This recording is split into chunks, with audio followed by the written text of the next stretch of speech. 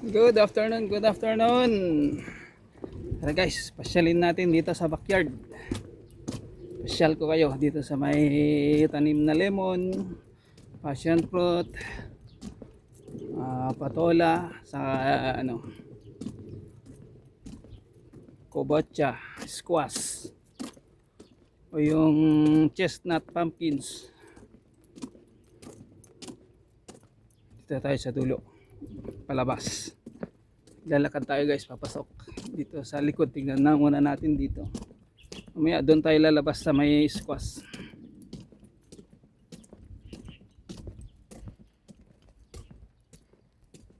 Ayan o. Tingnan natin yung tanim nila rito. Ayan. Mais, sweet corn.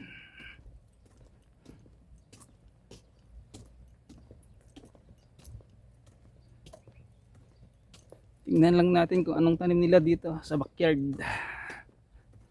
Tagal na tayong hindi nakagawa ng video dito sa backyard.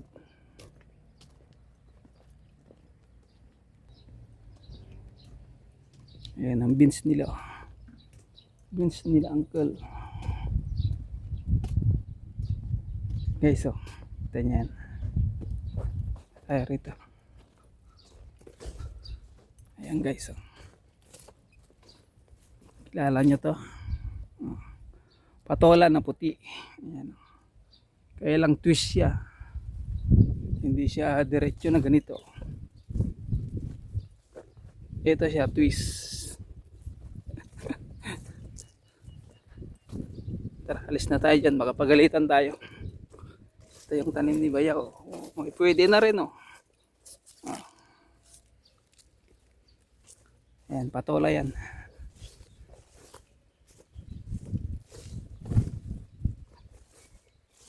Na yung lemon guys, so habang nintay ang lemon, may patola. Lahat to guys, may lemon na tanim si Bayaw. So habang nintay ang lemon na dumami yung sanga, ito muna patola. Diyan niya pinaparking yung service niya kasi walang maparkingan doon sa akin. Ayaw niya naman lagay doon sa harap. Dito hanggang dito patola. Yung sa bandang harap na yon, ito guys, lemon diretso. Tatlong linya, isa, dalawa, tatlo hanggang doon.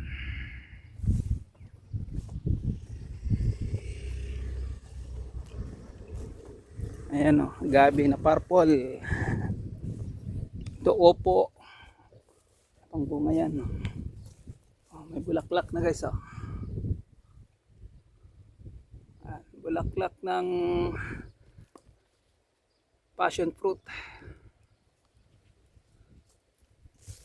Ito yung opo. Maraming bunga. Ito, kilala nyo siguro to. Yan, maraming bunga guys, oh. 'Di ba? Ganyan lang, hindi nila pinapaano ang kumbaga pruning style. Kaya ganyan, oh. Maraming bunga ang permission. Oh, pwede na 'to, pangulam. Ayan guys, oh. Permission. Maraming bunga 'yan. Ito na yung lemon ni Bayaw, oh.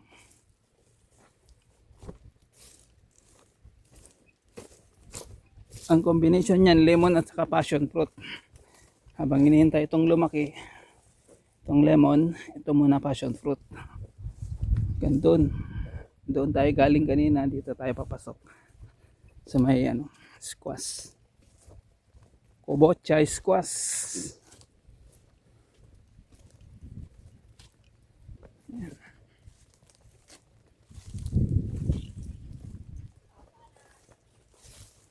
Ayan, kita nyo yan, nandyan sa ko yan, short video. Yan yung kinuhanan ko sa bungad. Ayan, marami. May laki bunga, no.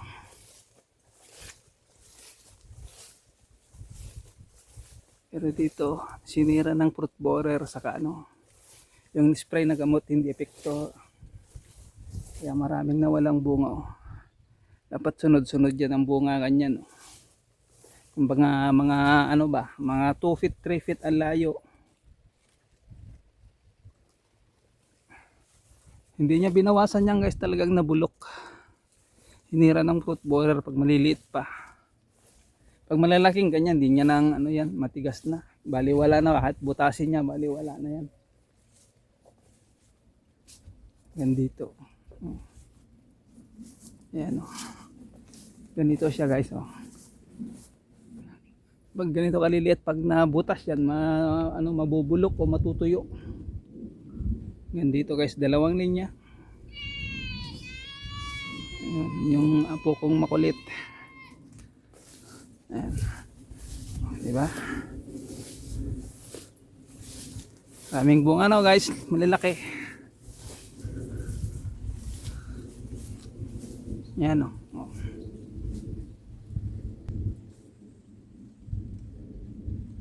Yan. Diba, laki.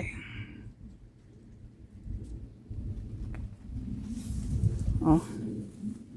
Yan, laki-laki. Abot yan guys daw ng 3 kilo. Ito yung malalaki. Meron yung kubot siya na ano maliliit. Yung dati nakikita nyo rito yung maliliit. Kaya lang ganyan guys oh. Oh, ganyan oh. Ganito to, katsura. Ayan oh, binutas ng fruit borer. Ganyan oh, nabubulok pag yung binutas na. Hindi mo ubos-ubos yung fruit borer kasi yung nabili namin gamot ala rin, yun lang epekto. Doon sa dati namin kinukuhanan ng mga gamot, ayan oh, sirang ganyan. Tara na guys. Yan, pinasyal ko lang kayo rito.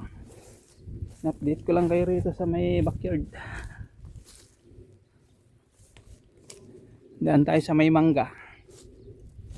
Tingnan natin yung purple mango ni Bayaw. Kung meron na naman tayong ano, matitikman by next month. Ayan guys. Ayan o, lemon. Ayan o, may kaimito. Galing yan sa akin sa Pinas. I-try niyang i-grafting pero wala. Palpak.